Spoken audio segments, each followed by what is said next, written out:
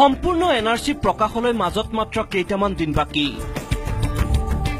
প্ৰকাশৰ পথত বহু প্ৰত্যাশিত এনআৰসিৰ খচৰা দিন চমুচাপি অহাৰ লগে লগে বৃদ্ধি পাইছে উৎকণ্ঠা কাৰ কাৰ নাম থাকিব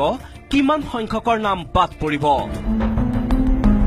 আৰম্ভ হৈছে এনআৰসিৰ খচৰা প্ৰকাশৰ কাউণ্টডাউন সম্পূৰ্ণ এনআৰসিৰ প্ৰস্তুতি প্ৰায় সম্পন্ন প্ৰথমখন খচৰা প্ৰকাশৰ 7টা মাহৰ পিছত প্ৰকাশ পাব সম্পূৰ্ণ এনআৰসি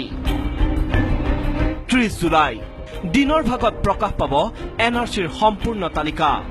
এনআৰসিৰ ৰাজ্যিক সমন্বয়কৰ কাৰ্যালয়ত প্ৰকাশ হ'ব জাতি ৰক্ষাৰ দলিল লগে লগে অনলাইন যোগে উপলব্ধ হ'ব এনআৰসিৰ খচৰা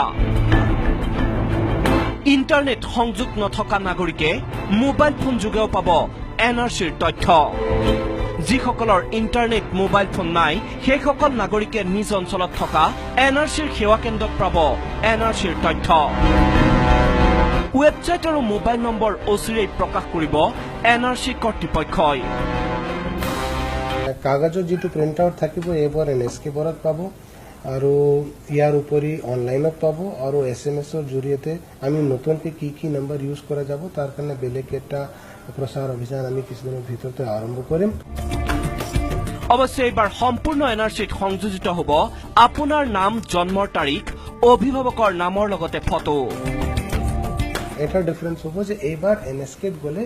তাত ফটোবোৰ থাকিব যিটো যোৱাবাৰ নাছিল আমি যি সময়ত প্ৰকাশ কৰিম সেই সময়ত লগে লগে এনএছকে বৰতো আৰম্ভ হৈ যাব লগে লগে অনলাইনো আৰম্ভ হৈ যাব যেনেকৈ আমি যোৱাবাৰ কৰিছিলোঁ যিসকলৰ নাম সম্পূৰ্ণ এনআৰসিত অন্তৰ্ভুক্ত নহয় সেইসকলৰ বিপৰীতে থাকিব ক্লেইম এণ্ড অবজেকশ্যন অপশ্যন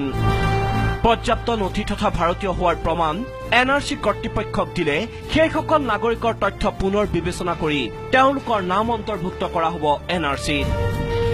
আনকি সম্পূৰ্ণ এনআৰসিত নাম অন্তৰ্ভুক্ত নাগৰিকৰ বিৰুদ্ধে কোনো লোকে অভিযোগ দিলে চূড়ান্ত এনআৰসি প্ৰকাশ নোহোৱা পৰ্যন্ত বিবেচনা কৰিব এনআৰসি কৰ্তৃপক্ষই